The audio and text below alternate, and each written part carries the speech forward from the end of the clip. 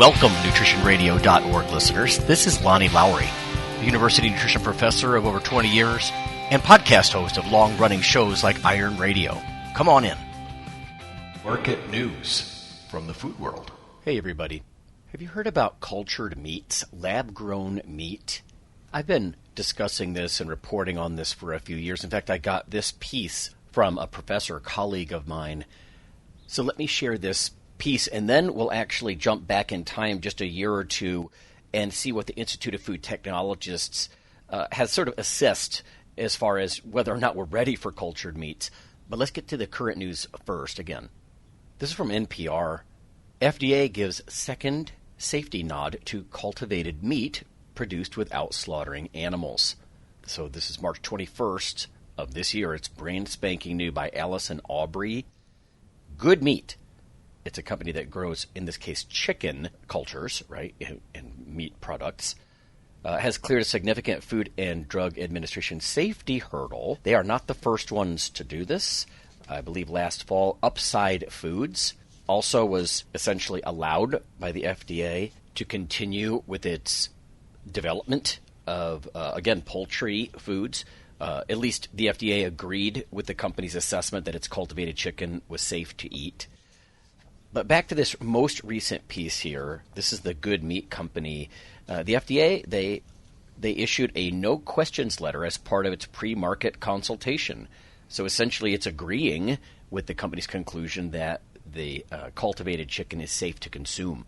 Now the company needs an inspection by the U.S. Department of Agriculture to operate its production facility, which is reportedly by NPR in Alameda, California. And this is not the very first time that Good Meat's been selling its chicken. It's been selling it in Singapore since 2020, according to NPR. But so far, there are no foods made from cultured animal cells on the market in the U.S. So we're really making sort of a seismic shift here toward these big vats, right, of muscle tissue that's being grown.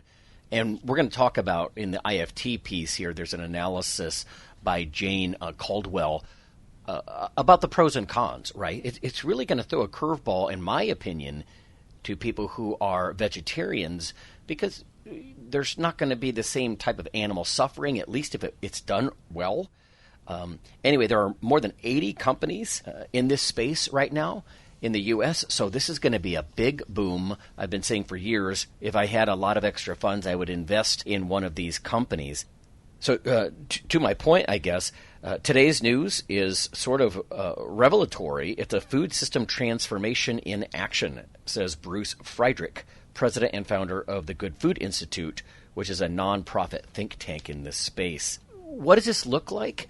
As we start to transition into this IFT piece that I want to share to kind of bring some background to all of this, Good Meat's production facility apparently looks like a brewery. Big, shiny stainless steel tanks. Good Meat scientist Vitor Espirito Santo explains that they first extract a bunch of cells from the chickens, then they let those cells start to proliferate and grow. Espirito Santo says that the process is similar to fermentation.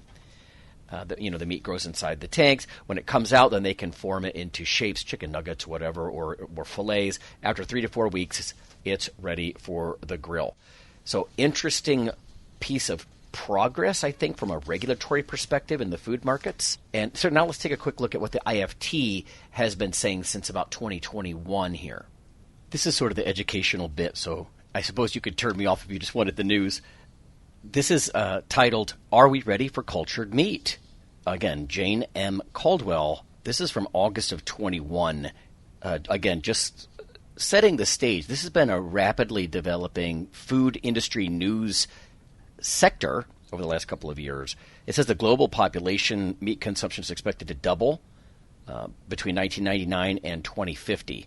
And that's according to the FAO 2006, right? Food Agriculture Organization of the UN there. Of course, there are some issues with all that meat consumption. There are some negatives, if you will, with livestock. Now, I myself am a meat eater, but global greenhouse gas emissions, apparently about 18% is from livestock. There's deforestation, that kind of idea. There's just the inefficiency of growing a whole animal when mostly, arguably at least, you're after the muscle tissue. So cultured meat, right, or lab-grown meat, in vitro meat, whatever you want to call it, it can be controversial because it's disruptive. That's what I like about this stuff. It's disruptive. It's tissue-engineered muscle and fat. The peer-reviewed literature on cultured meat is mostly review articles, and that's the sort of the critique, at least in 2021, in this IFT piece, that it wasn't really process improvements and scientists driving everything, but it was startups, not academics, that were the drivers of this cultured meat movement. Just a little background from this piece here about how it's all done. Muscle stem cells from live animal donors are taken, right, from biopsies. This can be from a live animal that they're going to repeatedly biopsy, and you can see how that could go bad over time, I think, from an ethical perspective, or from a freshly slaughtered animal. But even if this is done ethically, there are some questions that come up. We have to be careful not to greenwash this idea. We've talked about that in recent weeks here on the show about not making things look too sunshine and rainbows here. What happens with the animal after the biopsy is given or repeated biopsies are given? Well, to be honest, the animal's going to be slaughtered ultimately. So you wouldn't want a situation where it was every few weeks or maybe even sooner, the animal just had biopsy after biopsy taken. Even if it's with sedation and anesthesia by a vet, it still creates sort of this weird, almost dark sci-fi kind of thing that could be happening. So it's going to have to be done carefully. But this IFT piece here, it has a great figure, the major steps in cultured meat production. So really, I just want to just Google cultured meat IFT, and you will be able to find this piece. It's from Kadim and colleagues, 2015. It's just a great way to start, where they start with a muscle biopsy. They separate out the stem cells from some of the other muscle components. They induce them to grow and proliferate. They induce them to actually start forming myotubes on the way to skeletal muscle fibers, meat. They provide the scaffold, which can be collagen. It can even be non-meat types of things. They're trying all sorts of things, plant material, cellulose, right? Things to give a 3D structure that the muscle cells can sort of grow along and form the meat. Alginate, recombinant silk, chitin, and that's according to Campuzzo and Pelling, 2019. Extruded hemp, pea protein, all kinds of things to create this scaffolding so you don't end up with something that could be, really gross in texture. We don't want red Jell-O or something like that. But if this whole thing is done right, where we maybe take a biopsy off a recently slaughtered animal, you could dramatically reduce the number of actual animals that are slain in this process.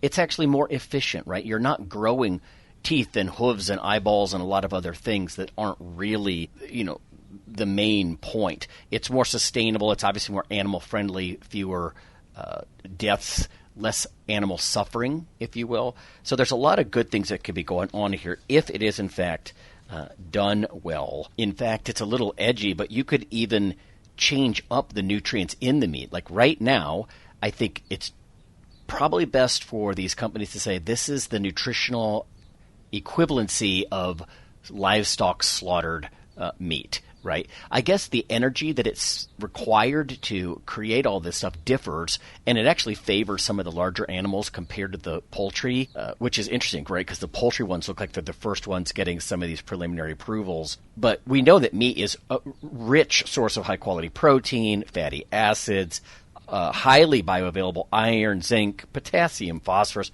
It's just very nutrient-rich. Calcium, B12, other B vitamins except for folate. But a lot of that is in this article here.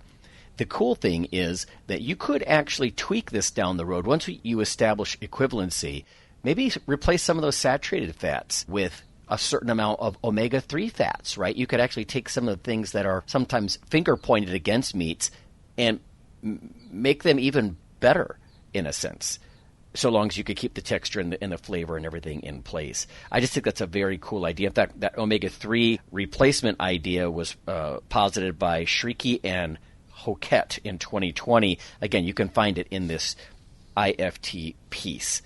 So I don't know what you think about this sort of thing. I like that it's disruptive. It looks like a wave of the future to me. I'm not disturbed by it. I would certainly eat this as much. I mean, I've taken muscle biopsies before. I know what this is like. I understand for the most part, and I think you do too now, where this is going. I like where it's actually going, but a lot of people aren't going to like walking away from the traditional livestock approach. So let me know if you have a comment. You can find us on YouTube. I'll just back up. It's Lawnman07 on YouTube if you want to find that. Please also subscribe, leave a message, tell people about it on iTunes. That really helps us enormously. NutritionRadio.org, of course. And we are out of time, so I will see you later. The NutritionRadio.org podcast is for informational purposes only.